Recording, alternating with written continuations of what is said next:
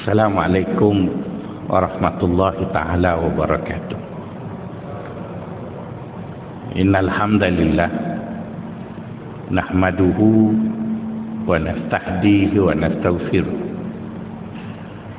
wa na'udzu billahi min syururi anfusina wa sayyiati a'malina. Man yahdihillahu fala mudilla lahu wa man yudlil fala hadiyalah. Nashhadu an la ilaha illallah wa nashhadu anna Muhammadan abduhu wa rasuluh. Allahumma ja'alna minal ladzina yastami'una al-qawla fayattabi'una ahsana. Wabah. Tuan-tuan, puan-puan, sahabat-sahabat yang dikasihi sekalian,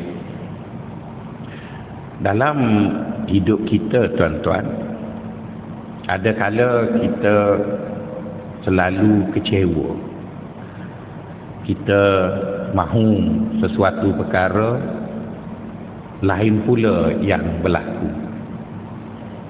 Dan kadang-kadang kekecewaan itu tidak sekali berlaku berkali-kali dan berkali-kali. Dan ada di kalangan kita, di hujung kekecewaan itu, mereka dapat sesuatu yang mereka mahu. Tapi tidak semua juga orang yang kecewa itu dapat apa yang mereka mahu. Malah ada juga yang meninggal dunia dengan kekecewaan begitu. Jadi jika itulah, tuan-tuan, yang sering menyelubungi hidup kita, maka ada satu perkara yang dikhawatiri terhasil daripada kekecewaan yang begitu kerap tadi, iaitu kita berburuk sangka dengan Allah Subhanahu wa ta'ala. Di dalam Al-Quran dan juga hadis-hadis Nabi, khususnya hadis Qudsi, Allah sering menyatakan kepada kita, kamu jangan berburuk sangka dengan aku, kerana yang nanti ruginya kamu, bukan Allah.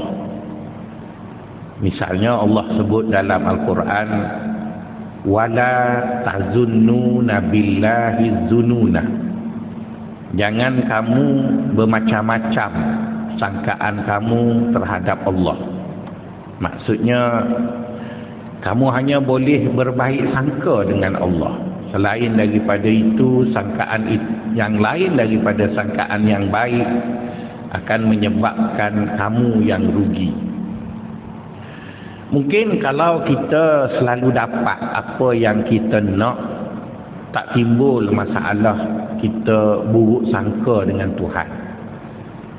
Tapi kalau kita tak dapat apa yang kita nak, maka sukar untuk kita berbaik sangka dengan Allah. Kadang-kadang kita bermati-matian usaha, macam-macam kita usaha, sehingga kita menang paling besar, tapi tak jadi Perdana Menteri. Jadi agak sukar untuk terima. Kadang-kadang kita kutuk orang kau-kau, tiba-tiba terpaksa berbaik dengan dia untuk jadi Perdana Menteri.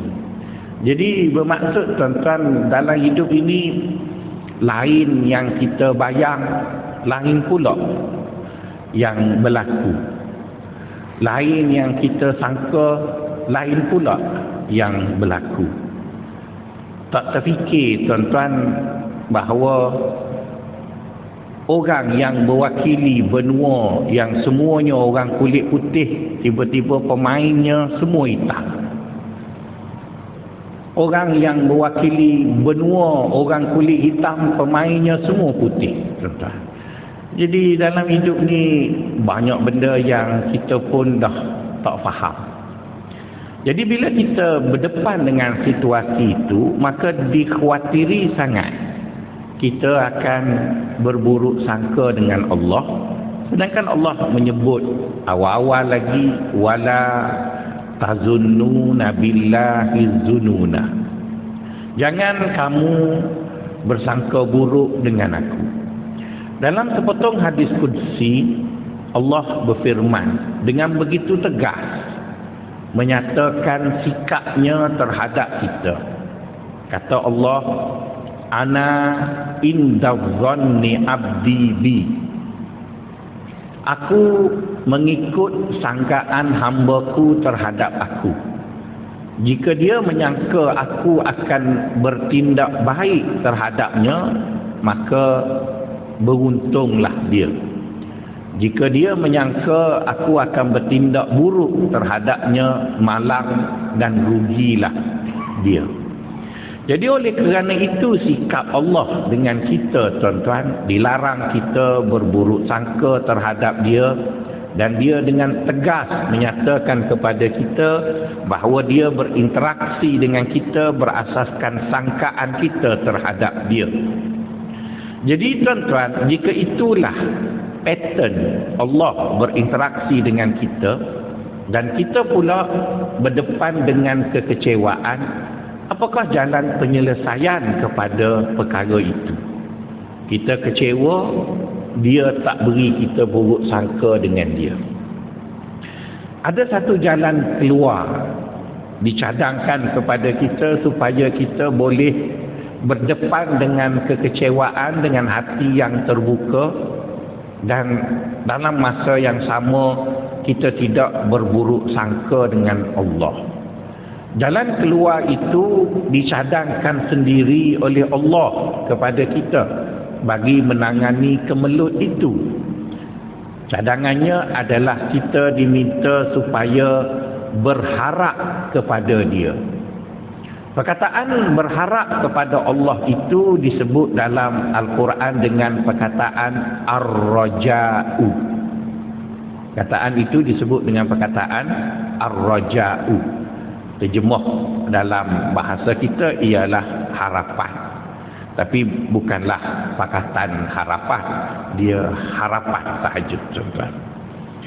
Jadi bila Allah meminta kita berharap kepada dia, maka konsep berharap itu, tuan-tuan, dia harus difahami secara tuntas supaya pemahaman kita terhadap konsep itu tidak mengakibatkan suatu natijah yang tidak baik. Kenapa dinyatakan begitu? Kerana ada beberapa perkara, tuan-tuan, dalam hidup kita ini, kalau kena caranya dia baik, tapi kalau tak kena cara dia sebalik. Macam orang Jepun makan ikan buntal. Ikan buntal itu adalah ikan yang boleh dimakan kerana dia duduk dalam air. Tapi proses penyediaannya mestilah diproses oleh seorang tukang masak yang pakar supaya makanan itu lazat dan tidak mematikan. Tapi kalau orang itu tidak pandai menyediakannya, ikan buntal boleh menjadi suatu hidangan yang mematikan. Jadi samalah juga dengan konsep al-raja ataupun harapan tadi, tuan-tuan. Ianya harus difahami dengan tuntas supaya kefahaman kita terhadap konsep ar-raja itu tidak mengheret kita kepada satu natijah yang tidak baik. Bagi mengulas mengenai perkara itu, saya akan sebut 3 perkara, dan selesai 3 perkara itu kita boleh sarapan pagi. Okey, apa yang pertama, tuan-tuan? Yang pertama ialah memahami sesuatu perkara lazimnya difahami melalui 2 cara. Pertama, dengan memahami definisi perkara tersebut, atau dengan mencari oposit kepada perkara tadi. Jadi dalam bicara pagi ini, saya tidak mahu mendefinisikan harapan itu terlebih dahulu, sebaliknya membawa tuan-tuan untuk mengenal pasti apakah dia lawan kepada harapan tadi. Dalam agama kita ada 2 konsep yang sepintas lalu dilihat seperti sama. Sebaliknya, agama menyokong satu dan melarang satu lagi. Apakah dua konsep itu? Konsep pertama ialah ar-raja'u yang sedang kita bicara ini. Yang kedua ialah al-umniyatu, iaitu suatu perkara yang agama kita tak mahu kita terjebak dengannya. Jadi perkataan ar-raja'u diterjemah ke dalam bahasa kita dengan harapan, manakala al-umniyatu pula diterjemah ke dalam bahasa kita dengan angan-angan. Jadi Allah ataupun agama kita tak mahu seorang Muslim itu kuat berangan. Kerana kuat berangan sering digambarkan dengan sembang kencang tapi tak buat apa. Dan itulah nampaknya orang kita suka sangat. Bila sembang berdegar-degar tapi tak buat apa pun. Baik dalam politik, baik dalam pengurusan awam ataupun dalam segala benda, kalau sembang kalahlah orang lain, menang orang kita. Tapi kalau buat, tak ada apa pun yang kita buat. Jadi kerana angan-angan itu menghasilkan satu sifat ataupun satu kesan yang tidak baik, maka agama tak bagi orang Islam itu berangan. Kerana berangan itu natijahnya tak baik. Satu hari tuan-tuan, Abu Bakar sedang baca Quran bersama dengan Nabi. Dia baca Quran, sampailah di tempat ayat ini. Ayatnya berbunyi, laisa bi amaniyikum wala amaniyi ahlil kitab man ya'mal su'an yujzabih. Maksud ayat itu, kata Allah dengan penuh penegasan, agama ini bukanlah sesuatu seperti yang dikhayalkan oleh orang Islam, dan agama juga bukanlah sesuatu yang seperti dikhayalkan oleh orang Kristian ataupun orang Yahudi. Sebaliknya, agama adalah suatu peraturan yang tegas. Siapa yang melakukan dosa, dia tetap akan dihukum. Jadi Abu Bakar pada ketika itu tuan-tuan, bila dia baca ayat itu, dia sentak. Dia tanya Nabi, dia kata, ya Rasulullah, bukankah kita orang special? Kita kan banyak dah berkorban untuk agama. Kita dah habis masa untuk agama, habis harta untuk agama. Maka kita kan orang special dengan agama. Jadi orang special dengan agama, bila buat dosa kena hukum juga ke? Jadi Abu Bakar tu tuan-tuan, seorang yang baik pun berfikir macam kita. Kan dalam masyarakat kita, bila dah jadi orang special kan mengatasi undang-undang. Betul kan? Kadang-kadang kita tengok, biarlah dekat Taman Tun ni kan tuan-tuan, yang double parkingnya kebanyakan kereta Continental. Jadi kita bertanya, kenapa kereta Continental tu dia double parking ni? Sebab dia rasa dia orang kaya, dia boleh parking. Dia jadi macam tu. Yang kena ikut peraturan ni marahin, Myvi, kancing ikut arahan. Aku bila ada Mercedes, BMW, tak apa. Dia jadi macam tu tuan-tuan, orang kita berfikir. Lepas tu bila kita jadi presiden parti ke apa benda, tipu orang pun tak apa. Sebab special tuan-tuan. Special. Jadi Abu Bakar pun berfikir begitu tuan-tuan. Dia tanya Nabi, kita ni macam-macam dah buat untuk agama. Takkan tak ada pengecualian? Jadi bila Abu Bakar kata begitu, Nabi pun tengok dekat Abu Bakar. Nabi kata, itu yang tak betul tu berfikir tu. Mana ada agama ni jenis pada orang tertentu, orang lain boleh dilepaskan. Mana ada. Agama ini siapa pun buat dosa, dia selesaikanlah dosa dia tadi. Jadi Abu Bakar pun kata, ya Rasulullah, penatlah ya Rasulullah, takkan ada orang tak ada buat dosa. Maka baginda SAW beritahu dekat Abu Bakar, janganlah sedih, kerana dosa yang kita buat tak sama dengan dosa orang lain buat. Orang lain buat kerana dosa itu memang dia rancang nak buat dosa. Kita buat dosa juga mungkin kerana terbuat. Jadi Allah adalah cara tersendiri untuk menghapuskan dosa itu. Jadi Abu Bakar pun redalah sikit kerisauannya. Jadi apa yang nak disebut dari kenyataan itu, agama tak suka kita berangan. Kononnya bila kita orang kuat masjid, orang itu orang ini, maka kita boleh mengatasi apa peraturan yang ada. Agama tak macam tu, tuan-tuan. Agama ialah suatu yang realiti. Siapa buat salah, dia mesti bertanggungjawab atas kesalahan yang dia lakukan. Jadi itu bermaksud agama tak suka kita berangan-angan. Kita berangan begitu, berangan begini. Tak. Agama dia strict, ada peraturan dan semua orang kena patuh. Itu dalil menunjukkan bahawa agama kita tak suka berangan. Sebaliknya agama kita suruh kita berharap. Di dalam Al-Quran banyak ayat-ayat Al-Quran yang merujuk kita supaya kita berharap. Misalnya Allah menyebut dalam surah Al-Baqarah ayat 218. Ulaika yarjuna rahmatallah wallahu ghafurur rahim. Mereka adalah orang-orang yang berharap kepada Allah di atas kesilapan mereka. Semoga Allah ampuni mereka. Dan sesungguhnya Allah Maha Pengasih lagi Maha Pengampun. Dalam ayat yang lain Allah berfirman, "Man kana yarju liqa Allah fa inna ajalallahi la'atin." Sesiapa yang berharap untuk bertemu dengan Allah, nescaya Allah akan datang kepadanya dan gembira dengan pertemuan itu. Jadi itu menunjukkan kepada kita, tuan-tuan, ada dua konsep yang mirip tetapi tidak sama.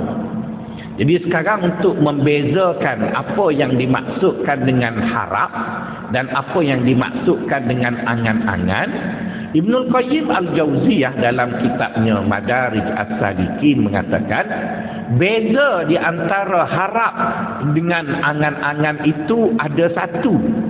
Namun di antara kedua itu ada satu perkara juga yang mereka sama. Jadi yang sama di antara mengharap dengan berangan-angan itu ialah kedua-dua perkara itu mengharapkan sesuatu yang kita mahu untuk masa yang akan datang. Kita mahu dapat keluarga bahagia. Kita harap kita dapat pendapatan yang baik. Kita harap kita mempunyai kerajaan yang baik. Kita harap kita mempunyai ahli politik yang baik. Jadi itu adalah benda yang kita harap dan kita juga berangan-angan perkara tadi.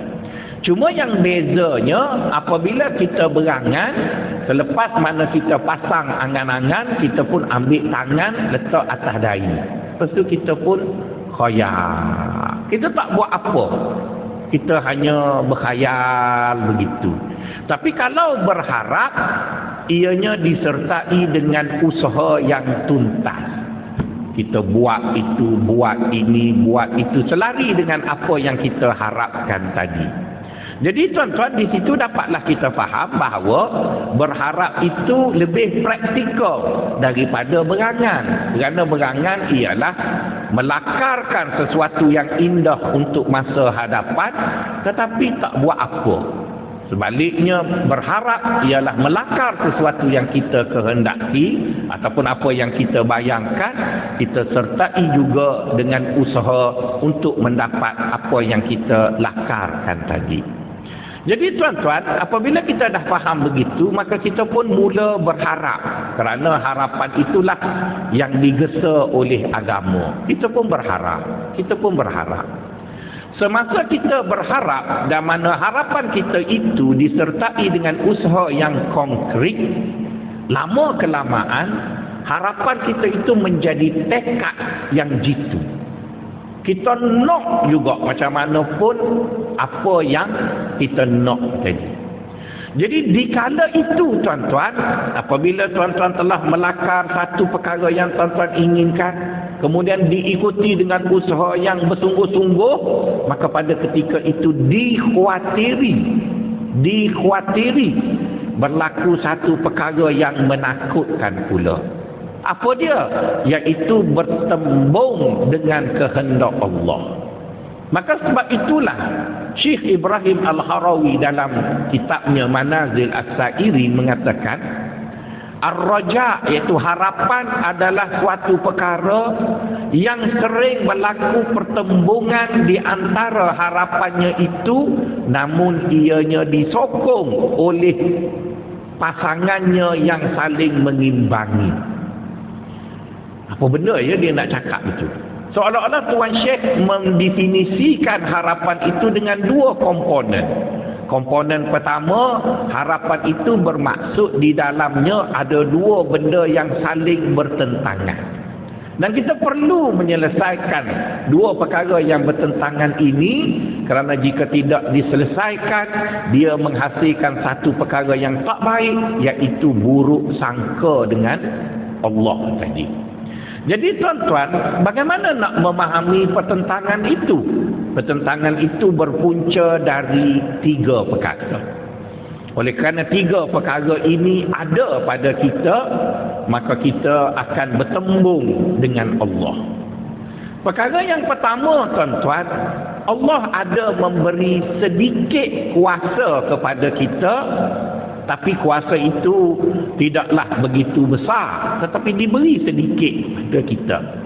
Jadi oleh kerana kita ada kuasa itu tuan-tuan, maka kita rasa kita adalah segala-galanya.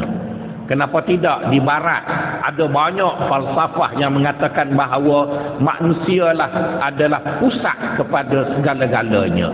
Apa yang manusia buat itulah makna manusia dan sebagainya.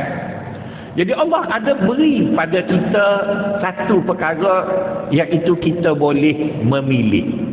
Wa hadainahum najdain. Allah bagi kita kuasa memilih.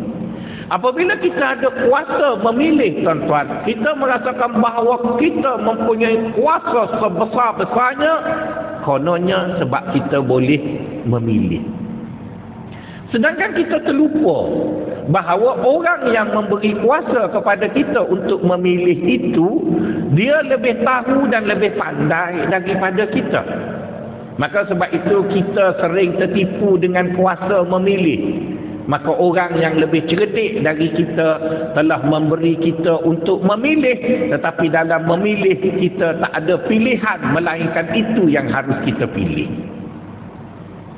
Tuan-tuan, oleh kerana saya ni guru tasawuf tuan-tuan, saya mengurus keluarga saya dengan sedikit manipulasi.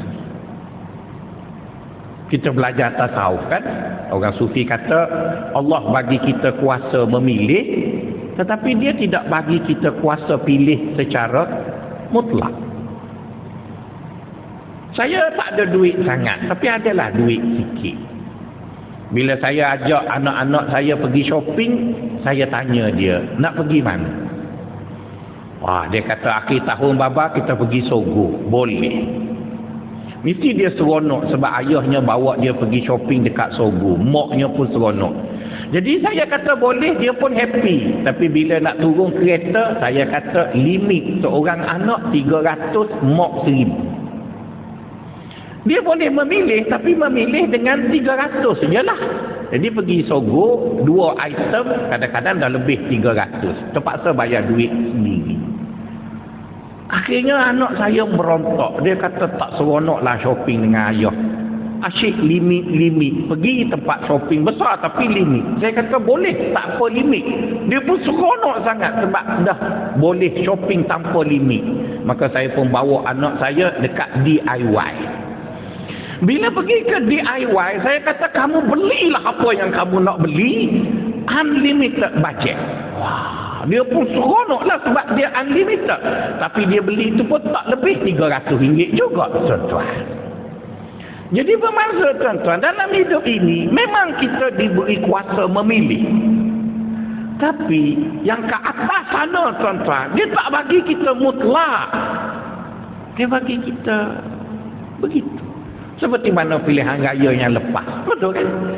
Kita hanya ada 3 je. Dia tak bagi 10. Dia bagi 3. Itu pun bank. Tak nak yang tu, pilih yang ni. Pilih yang ni, tak nak yang tu. Last kali berkahwin 2 pula. Tuan-tuan. Jadi bermaksud tuan-tuan, memang kita diberi pilih, tapi dia tak bagi kita pilih mutlak. Jadi sebab itu orang sufi kata Allah bagi kita pilih. Tapi pilihan yang kita ada tak banyak. Sama ada baik atau jahat. Dia tak ada. Tak seronok lah dua ya Allah. Boleh tak jadi 5? Baik sikit-sikit.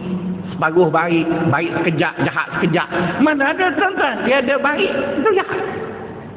Jadi tuan-tuan, bila kita diberi pilih, maka kadang-kadang kita rasa bila kita boleh pilih semuanya. Orang sufi kata, awak dah silap lah situ. Itu perkara yang pertama yang ada pada kita, yang menyebabkan kita bertembung dengan Tuhan. Perkara yang kedua, tuan-tuan, yang menyebabkan kita bertembung dengan Tuhan, kita adalah makhluk yang gelojo. Kita adalah makhluk yang gelojo. Dan cuba tuan-tuan lihat betapa banyak keputusan yang kita buat dalam hidup ini, kita menyesal disebabkan oleh kegelojohan.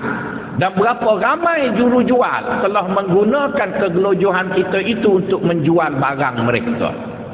Maka sebab itu pakar-pakar keuangan mengatakan kalau nak bawa keluarga pergi shopping, sebelum dia membeli, bagi dia makan dulu.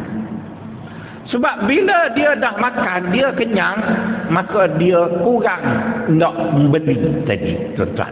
Jadi lebih baik bawa anak-anak makan kenyang, habis duit dulu dekat kedai makan. Lepas tu bila pergi shopping, dia beli sikit-sikit sebab dia nak balik rumah, tuan-tuan. Tak percaya, cuba tuan-tuan tengok orang pergi shopping pada bulan Ramadan.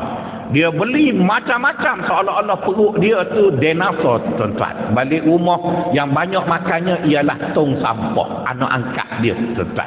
Tak percaya, tanya Datuk Bandar Kuala Lumpur, mereka terpaksa mengurus 4 kali ganda sampah makanan di bulan Ramadan, lebih banyak daripada sebelum Ramadan. Setan kata, aku ambil cuti, manusia ni teruk pada aku lagi. Baik aku cuti daripada aku bekerja. Maksudnya tuan-tuan, manusia itu ada sifat gelojoh. Maka gelojoh itu yang menyebabkan dia buat stupid. Sebab dia gelojoh, betul tak?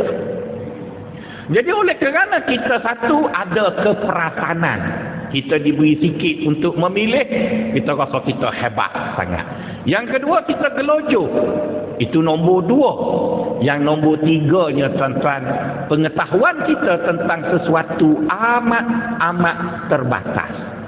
Jadi jika dicampur, pengetahuan kita tentang sesuatu adalah terbatas, sikap kita adalah gelojoh, yang ketiga kita pula perasan, maka kita akan berdepan dengan Allah. Dan pada ketika itu kita rasa kita lebih cerdik daripada Allah. Jadi tuan-tuan, oleh kerana sebab kita bertembung dengan Allah itu adalah daripada kelemahan diri kita, maka orang sufi kata dekat kita, bila kita berdepan dengan Allah, maka kita perlu melakukan pelarasan supaya kita dapat win-win situation. Perlu dibuat pelarasan. Kita nak kita nak lawan Allah, kita tak akan menang. Dia yang menang.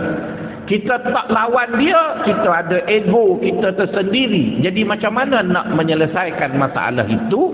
Mari kita dengar hadis ini. Hadis ini adalah sebuah hadis qudsi.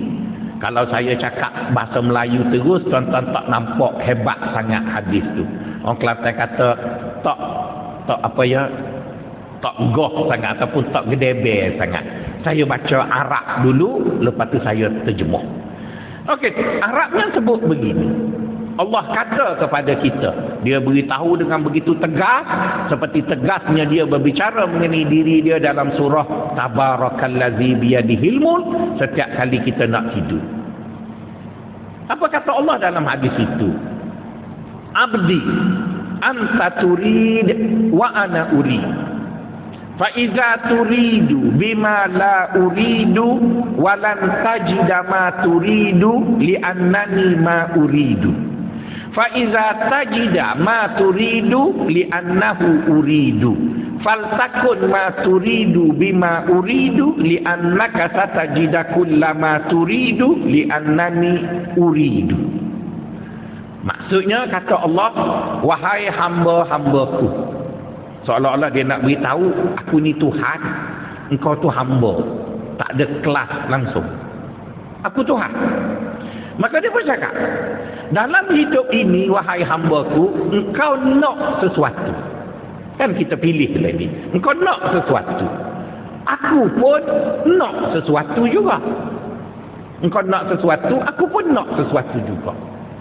Jika apa yang kamu nak tidak selari dengan apa yang aku nak, maka kamu tak akan dapat apa yang kamu nak.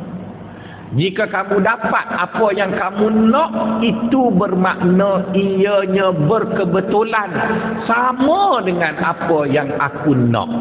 Oleh itu, laraskanlah apa yang kamu nak supaya ianya selari dengan apa yang aku nak, maka kamu akan dapat semua yang kamu nak kerana serupa dengan apa yang aku nak.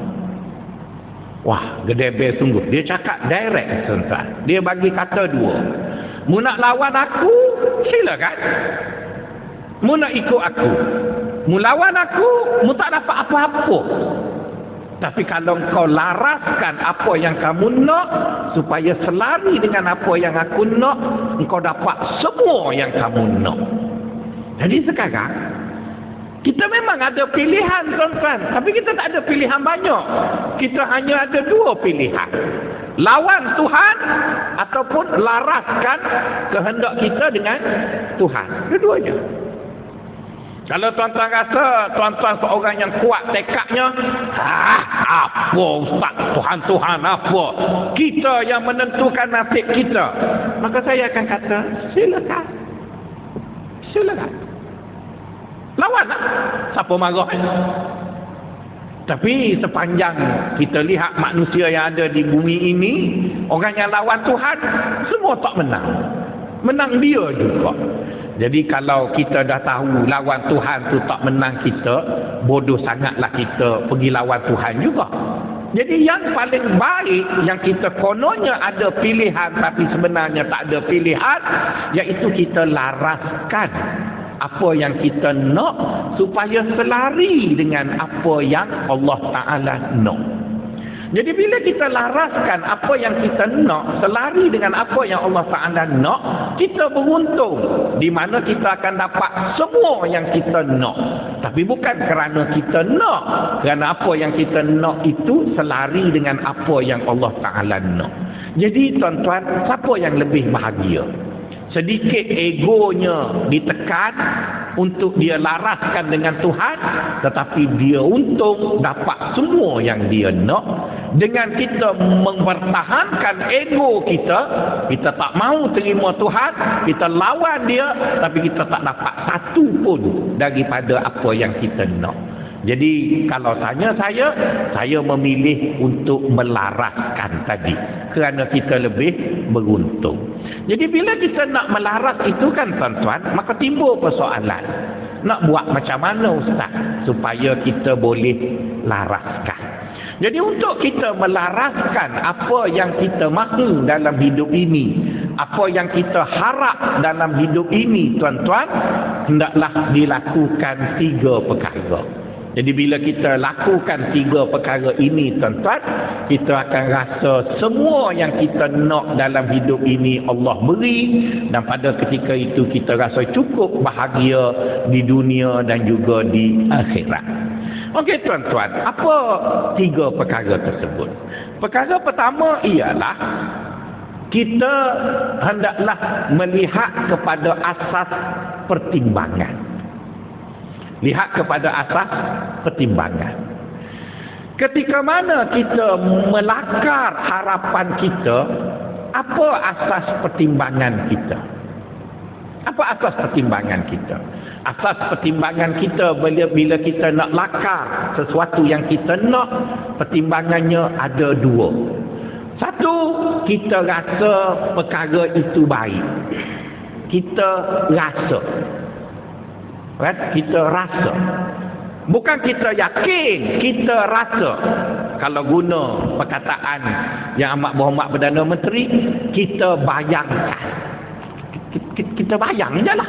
Betul ke tidak kita tak tahu lagi, tapi kita rasa. Tapi Allah ketika mana dia ingin membuat sesuatu keputusan terhadap kita, dia tak berpegang kepada rasa, dia tak berpegang pada bayang, dia tak pegang kepada agak-agak. Dia yakin apa yang dia buat itu baik. Jadi tuan-tuan, kita bertanya secara akal warasnya, mana baik keputusan yang dibuat di atas bayangkan atau rasakan dengan keputusan yang dibuat di atas fakta yang meyakinkan. Pastilah kita seorang yang waras ini akan mengatakan sesuatu keputusan yang dibuat di atas sesuatu yang yakin lebih baik daripada sesuatu yang dibuat di atas rasa atau bayang. Itu asasnya. Yang kedua, kita dapati Allah bila dia buat sesuatu, dia tak pernah buat sesuatu yang memudaratkan kita. Dia tidak pernah buat satu benda itu kita tak baik dapat. Tak pernah, tuan-tuan.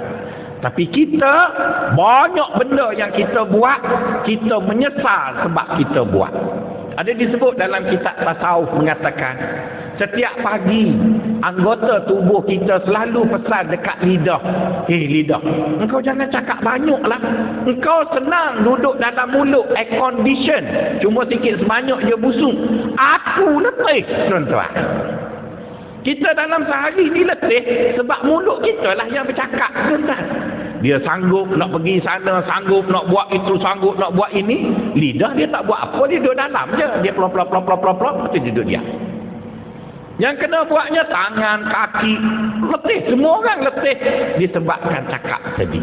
Jadi oleh kerana itu orang sufi kata, apabila kita nak laraskan apa yang kita nak dengan apa yang Allah Ta'ala nak, kita fikir sejenak.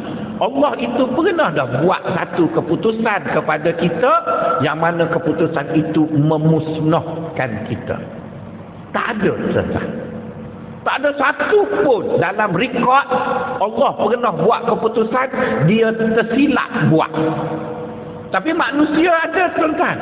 Ada satu cerita Hollywood tu, walaupun ramai orang tak suka, saya rasa suka tengok. John Kerry jadi Tuhan 2 hari. The apa benda nama filem dia, The Greatest apa benda tak tahu. Tuhan tu yang bercakap dekat filem, dekat apa panggil pembukaan Piala Dunia kata apa, Freeman tu, laki negro Freeman tu, dia jadi Tuhan. Lepas tu dia kata dia nak cuti 2 hari. Lepas tu dia carilah budak tolong John Kerry. Dia kata kamu jadi Tuhan 2 hari. John Kerry jadi Tuhan 2 hari, tuan-tuan tenggelam Jepun. Sebab masa dia nak pergi dating, kasih dia kata seronoknya kalau ada bulan purnama dekat tingkap kita. Dia pun dah jadi Tuhan, dia tarik bulan, dia letak kat situ, air pasang tinggi, tenggelam Jepun, tuan-tuan. Lepas tu bila dia nak tidur, Tuhan nak tidur, dia tengok ada 2 juta orang beli tiket untuk dapat loteri, hadiahnya 2 juta. Maka dia buat macam kita select all, control A, select all, semua lulus. Esoknya jadi rusuhan sebab loteri semua dapat $1 seorang. Jadi bermaksud, tuan-tuan, ada ke barang kalian kalau manusia urus manusia hancur lebu.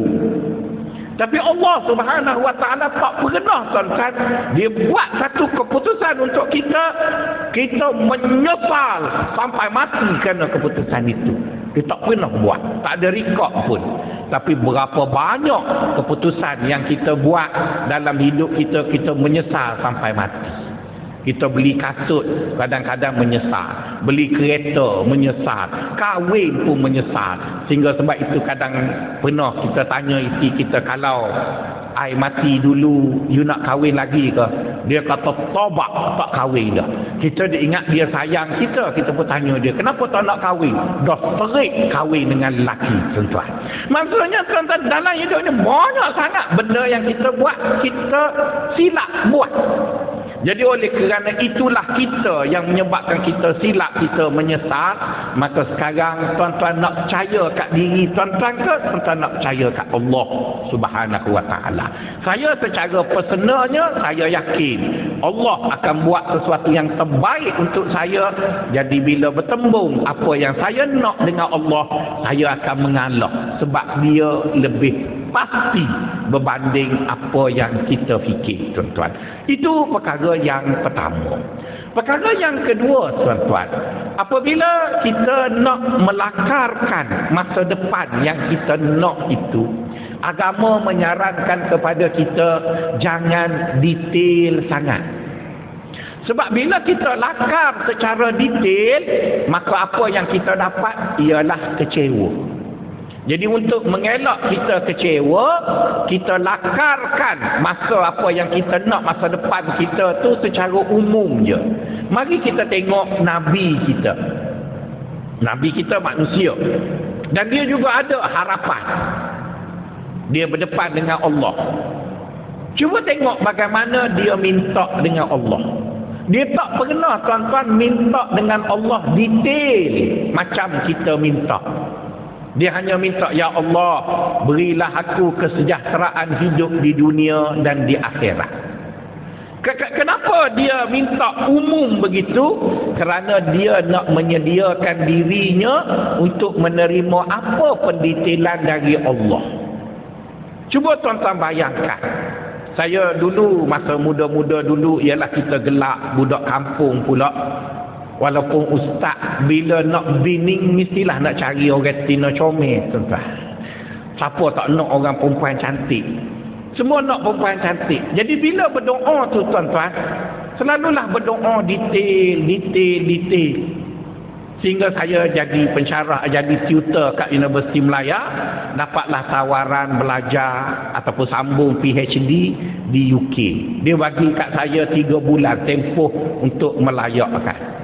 Saya pertama sekali melompat bila dapat tawaran itu, aku nak buat balik orang mata biru.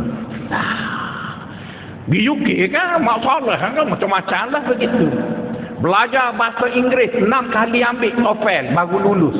Yang lain lulus belaka, yang oral payah nak lulus sebab cakap Inggeris bunyi kelantan. Sehingga kali ke-6 oral baru lulus dekat British Council tu. Sebab yang oral saya tu India, dia cakap Inggeris bunyi India, saya cakap Inggeris bunyi Kelantan. Jadi luluslah. Mahal, tuan-tuan, satu test 600, 6 kali ambil baru lulus, tuan-tuan. Bolehlah band 6. Cepat-cepat pergi ke bahagian sumber manusia, saya dah lulus TOEFL. Saya nak pergi dan saya dah dapat offer daripada St. Andrew. Wah, dia kata bagus. Tapi sayang, kerajaan kata gawat. Semua luar negara balik ke Universiti Melaya. Perah haji. Rasa nak tumbuk perempuan. 6 kali ambil TOEFL baru lulus, tiba-tiba kerajaan tukar tawaran luar negara ke Universiti Melaya. Okeylah. Kecewa, tuan-tuan, kecewa sangat. Belajar, lulus. Dah lulus PhD, dia orang pun datik saya jadi ketua jabatan. Saya kata jawatan itu amat membebankan saya. Dahlah janji aku nak bagi luar negara, boleh dalam negeri. Okeylah. Rasa terima kasih, peganglah. Dia bagi saya jadi ketua jabatan 10 tahun. Lepas tu saya kata tak adil lah orang lain. Boleh juga PhD luar negara lagi, bagilah dia ketua jabatan. Tak, kami mahu kamu. Lepas tu dia kata siapa jadi ketua jabatan 10 tahun akan diberi sabbatical setahun ke UK, boleh bawa keluarga dengan allowance penuh. Ya, seronok pula saya. Isteri saya simpan duit 60,000 nak pusing Eropah, tuan-tuan. Kata dia kita bawa caravan, kita jalan seluruh Perancis, kita begitu dekat kaya, malam-malam mimpi cakap Inggeris, tuan-tuan. Sampai 10 tahun pergi ke sumber manusia, saya dah 10 tahun jadi ketua jabatan, saya nak tuntut sabbatical setahun dengan boleh bawa keluarga. Dia kata minta maaf lah ustaz. Gawat pula, tuan-tuan. Saya ketepuk meja, tak nak dah aku balik. Sekarang alhamdulillah dah tak pegang apa-apa, tuan-tuan. Jadi tuan-tuan, mula-mula tuan-tuan nak kahwin juga dengan Mak Saleh mata biru. Mesti anak saya comel, tuan-tuan tengok, cute lah anak Ustaz Faisal. Sebab Mak Saleh kan. Lepas tu saya pun dah tak dapat macam tu, saya pun tengok. Ramai je kawan-kawan saya yang mengaji kat UK, balik-balik kahwin dengan Jawa. Tak kahwin dengan Mak Saleh. Tuan-tuan, gitu. Jadi, saya pun tanya diri saya, ke aku saja yang tolu nak kahwin dengan Mak Saleh? Ramai je profesor yang kat Usia Melaya tu mengaji di UK, ngaji di US, di Kanada. Balik-balik nikah dengan orang kampung dia. Kalau hak Kedah kok dia tu kan nikah dengan alustar je. Tak ada bawa balik Mak Saleh. Akhir sekali kita pun tanyalah soalan bodoh tu. Tidak demo lama duduk UK. Ya, lama. Sebab apa tak nikah dengan Mak Saleh? Kata tak utung langsung. Utung langsung je tuan-tuan. Jadi saya pun pergilah tanya kawan-kawan saya pula yang ustaz, ada yang kahwin dengan Bosnia Herzegovina, mata biru, glik begitu, kahwin dengan Bosnia kan tuan-tuan. Ada kahwin dengan Arab. Lepas tu bila dah tua ni kita pun tanya, seronok tak kahwin dengan Bosnia? Dia kata seronok lah masa tutup lampu tu sebab nampak lagi. Kalau moon tak nampak dah. Cuma masalahnya setiap kali nak balik kampung kena ada 30,000. Kenapa? Sebab orang Bosnia masa bagi anak perempuan dia dekat ustaz tu, dia ingat ustaz tu orang kaya. Jadi setiap kali balik kena bawa lah 30,000. Jadi dia kata letih nak simpan 30,000 buat balik kampung. Saya pun kata alhamdulillah, mujulah aku kahwin dengan Jawa segamak tu, nak balik RM300 pun cukup dah tuan-tuan. Maksudnya tuan-tuan, masa kita buat keputusan kita dulu, kita gelojoh, kita tak tahu perkara sebenar dan sebagainya, maka kita pun marah lah tuan-tuan. Tapi Allah lebih tahu apa yang baik bagi kita, maka dia buat keputusan lain. Jadi bila dia buat keputusan lain, maka fahamlah kita dengan Allah, kita jangan ajar dia dengan detail. Hanya berdoa, ya Allah, berilah padaku kebahagiaan hidup. Cukup lah. Bagaimana kebahagiaan hidup itu akan diwarnakan ataupun disusun, biar dia lah yang susunnya. Sebab kita kalau kita detail sangat, nanti bertembung kita dengan dia, kita akan kecewa. Jadi untuk mengelak kita kecewa, kalau isteri kita mengandung, kita berdoa dengan doa yang umum, ya Allah, jadikanlah anakku anak yang sehat dan juga anak yang soleh. Cukup ya? Tak perlulah, ya Allah, anakku biarlah handsome-nya macam Zul Arifin, cerdiknya macam apa panggil Said Naqib Al-Atas, campur dengan otak Engku Aziz lagi tuan-tuan. Lepas tu bila dia kaya besar nanti biarlah kaya dengan Robok Kuat, campur dengan Tan Sri Mokhtar pula. Tak payahlah doa macam tu tuan-tuan, sebab nak keluar handsome macam Zul Arifin macam mana? Ayah dia hitam dan macam ayam katik tuan-tuan. Tak keluarnya tuan-tuan. Jadi lebih baik berdoa tu umum. Jadikanlah anakku anak yang berbakti pada agama dan negara. Cukup lah. Macam mana dia berbakti, dia masuk pasti PKR ke, masuk PAS ke, ikut dia lah. Yang penting dia berbakti tuan-tuan. Jadi bila tuan-tuan tidak berdoa terlalu detail, maka tuan-tuan tak akan kecewa. Sebab itu baginda SAW, cuba tuan-tuan tengok doa dia. Ada pernah dia ajar kat isteri dia doa detail? Dia tak pernah tuan-tuan. Aisyah radhiyallahu taala anha, bila Nabi sibuk duk kempen malam Lailatul Qadar, Aisyah pun tanyalah juga suami dia nak buat apa. Mungkin suami dia akan beri satu direction yang special sebab dia isteri yang paling dia sayang. Aisyah kata, ya Rasulullah, kamu duduk semua orang buru Lailatul Qadar, aku pun nak juga. Cuma bila dah aku jumpa Lailatul Qadar tu, aku nak doa apa? Kan? Aisyah tanya begitu. Apa yang Nabi ajak? Allahumma innaka afuwun karim tuhibbul afwa fa'fu anni. Kalau kita lah, saya rasa kalau puan-puan jadi isteri Nabi, mesti protes. Ni doa orang ramah ni, mana doa specialnya? Tapi Aisyah faham bahawa itulah ajaran agamanya. Bila berdepan dengan Allah, minta yang besar-besar je lah. Tak payahlah minta yang kecil-kecil. Sebab bila kita minta yang kecil-kecil, kita dilihat bodoh kerana nak ajar dia.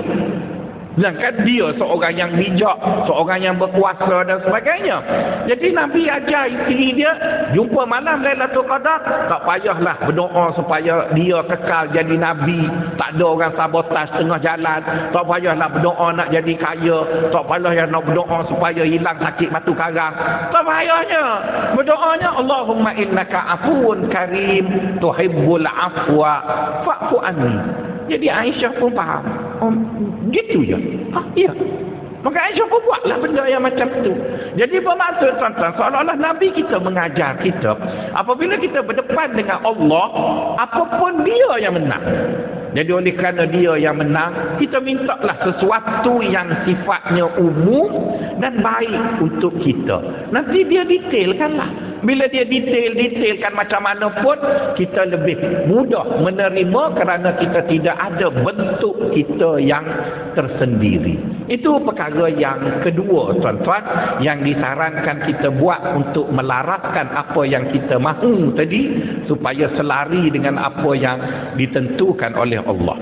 Perkara yang ketiga, tuan-tuan, apabila kita nak selaraskan tadi, perlu kita ingat Allah ini, tuan-tuan, salah satu namanya yang tunggal, yang jarang dia sebut bersama dengan nama lain. Dia sebut nama dia Al-Latif. Latif. Jadi Latif ini, tuan-tuan, dalam bahasa terjemahan bahasa kita bermaksud Tuhan itu maha halus. Maksudnya Allah ini, tuan-tuan, apabila dia bertindak, tindakan yang dibuat oleh Allah itu terlalu halus sehingga kadang-kadang kita tak faham.